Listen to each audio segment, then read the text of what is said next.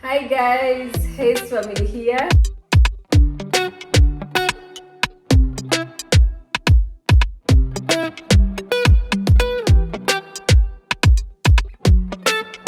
And welcome to our channel. So today we're going to speak about the 12 most important things to know before moving to Switzerland.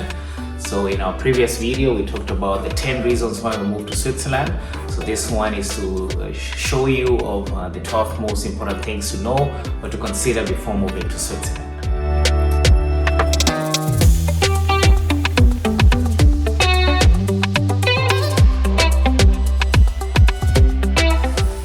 So, point number one, Switzerland does not belong to the European Union.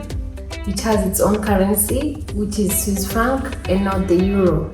And point number two, Switzerland has 4 different languages, which is German, French, Italian, and Romansh.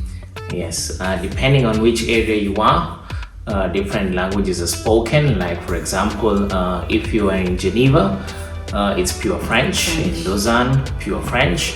If you're in Bern or Zurich, it's pure German. And if you're in the southern part of Switzerland, that's in the district of Tessin, in a town like Lugano, they speak Italian.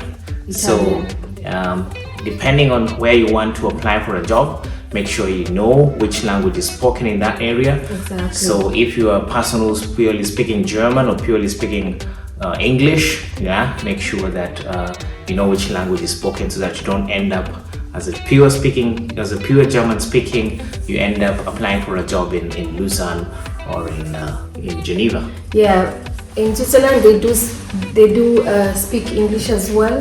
So if you're coming from an English-speaking country, don't worry, they do understand English and they do communicate in English as well. Yes, that is for emergency purposes. Yes. Yeah. Okay, but you have to make sure that at least you learn those languages, 3 main languages, that is Italian, German, or French.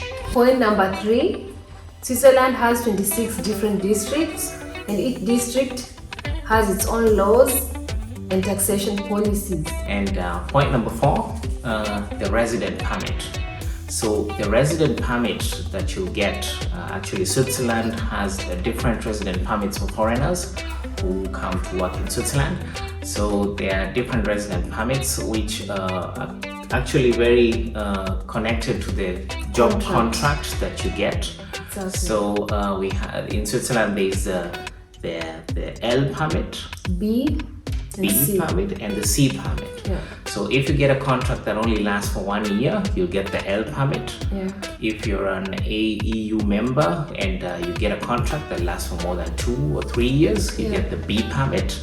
And actually when you live and work in Switzerland, after 5 years you can apply for the C permit. C permit is a permanent residency. So those are the kind of different permits that you have to know that exist in Switzerland, and they're very, very connected to the job contract that you have. So if you are applying for a job, or if you have a job contract already, make sure that you speak to your employer. Exactly. So that you can get a permanent contract or a long-term contract, because if you have the long-term contract, you'll get the B permit. And with the B permit, it can allow you to do many stuff like buy a house, or get credit facilities, or even set up your own business in Switzerland. And one thing we forgot to mention is that without the permit, the resident permit, you cannot do anything. So you cannot rent a house, you cannot get a contract for even a mobile telephone, and you cannot actually sign any contract without the permit. So the permit is very, very important. Point number 5, health insurance.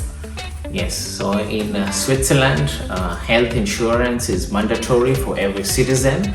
So if you come to work in Switzerland, you have to make sure that you have a health insurance. And in Switzerland, there are many health insurance companies which offer different health insurance policies, and that is also one very important point to consider. Exactly. And in Switzerland, health insurance has nothing to do with your employer. It's you who is supposed to pay the health insurance. Yes. Which we find it so different, because in Germany, half was paid by the employer and half you have to pay for yourself. Yes, so the health insurance coverage is covered, almost the whole of it is covered by you. Yeah, has nothing to do with your employer. Yeah. So point number 6, Swiss bank account. You have to have a Swiss bank account. Yes, for you to be able to receive payment from your employer, you have to have a Swiss bank account. So the Swiss employers, they don't send money to international bank accounts, so you have to have a Swiss bank account. So make sure before you come to Switzerland, you do your research and try to find out which banks are suitable for you. And don't forget, without the resident permit, you cannot open up a Swiss bank account. So make sure you get the resident permit. Yeah. And then you apply for a bank account. Point number 7, daycare in Switzerland is very expensive, and this is for children under 4 years. Yes, in Switzerland it's called Kita. Yeah, Kita. So if you hear the word Kita, it means daycare for children under the age of 4. In Switzerland, the kindergarten begins at the age of 4 going to 5. Yes, 4 and 5. No? So if you are planning to take your child to daycare in Switzerland, it can be very expensive. It ranges at about 90 to 130 Swiss francs per day. Yeah, depending on your salary. Yes, so depending on your salary, they'll determine the amount of money that you have to pay for the daycare. So it's very expensive to take your child for daycare on a daily basis. So many people opt to take their children for 1 or 2 or 3 days a week, because if you're taking your child for 5 days, from Monday to Friday, then you have to pay around 2,300 Swiss francs, which is almost 2,000 euros. Yes, almost 2,000 euros. Almost 2,000 euros a month. Yes, or $2,000. Exactly, or $2,000 a month. So some women opt to stay at home or work 40% or 30%, and then the rest of the days take their children to Kita. Yes. So point number 8, one thing you have to know in Switzerland, their work-life balance is very good, and one can afford to work for 60, 70, 80 or 90%. You don't have to necessarily work for 100% to be able to afford the living standards here. Exactly. So you can either work as a husband, you can work maybe 80% and I do 40% or I do 50%. Yes. And then the rest of the days we are free.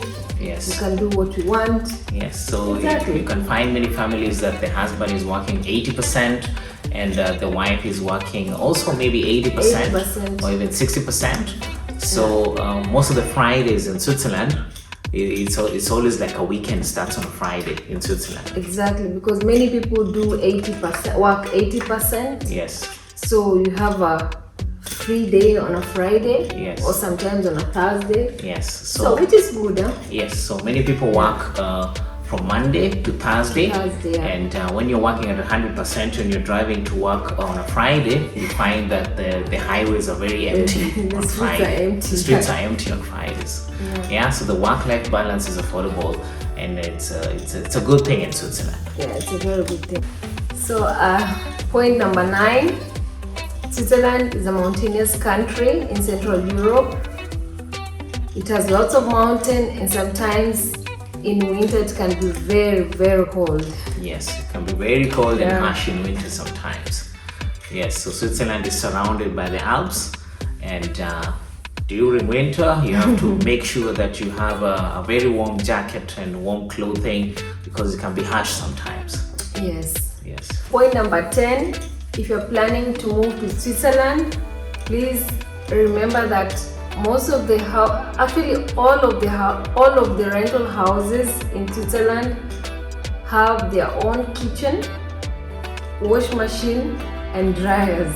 Yes. So if you're coming from European country, Germany or France or Italy, please just leave your kitchen Yes.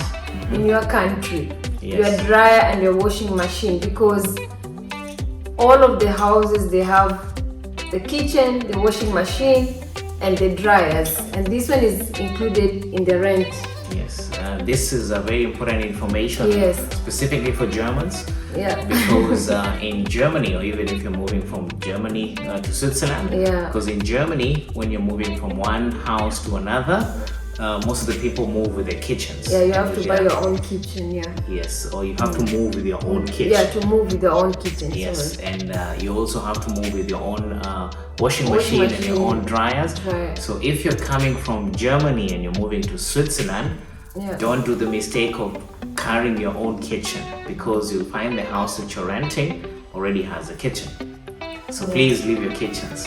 Yeah. Point number 11, lunch break. So if there's one very important time in Switzerland that the Swiss people really respect and is very holy, it's the lunch break. Lunch break. And it's between 12 and 1 o'clock in the afternoon. So if you're trying to call or trying to reach somebody in any office, know that between 12 and 1 o'clock, you won't find anybody. So they have a 1 hour break, and during this 1 hour, it's very, very respectful that you don't try to reach anybody in the office. Yeah, because most of them go to restaurants or to cafeterias to go and have lunch. Yes, and the 1 hour break is actually very good, so you have even time to catch up with your colleagues at work. And like I mentioned, don't try to call somebody or try to reach any office or authorities during this time, because you won't find anybody unless it's an emergency, you're calling the hospital. Sometimes Harun comes home for lunch Yes. and then goes back to work, so it's allowed. You can leave your working place, go home and come back to work, but make sure by 1 o'clock you are at work. You're back to work. Yeah. Last but not least, point number 12, transportation. Actually in Switzerland you can survive without a car. Yes. You don't need a car when you're moving to Switzerland, because their trains are very clean, they're very punctual, and they're very efficient. Yes, even the buses. Even the buses as well. And actually the second class train in Switzerland, actually in some of the European countries, they're first class, They're very clean, well organized, and yeah, you can survive without a car. You don't need a car when you're coming to Switzerland. Even them themselves, they don't use cars a lot, Not as such. They prefer cycling or Taking the bus or even taking the the train. bus, or even walking, like going to work, Yes. if you don't live far from work. Yes. And Switzerland is a very small country, so it's very easy to commute from one town to the other by train or by bus. So I hope this information was useful to you. For us, we partially learned the hard way. We decided that anybody who wants to come to Switzerland, we're very open to give information so that you don't learn the hard way the way we did it. Yeah. So I think the next time we'll speak about things that shocked us. Shocked us when we came to Switzerland. There's so many things that shocked us, and we can't wait to share with you guys. Otherwise, we love you so much. And also thank you so much for subscribing to our channel. Thank you so much for your feedbacks. Thank you so much for commenting.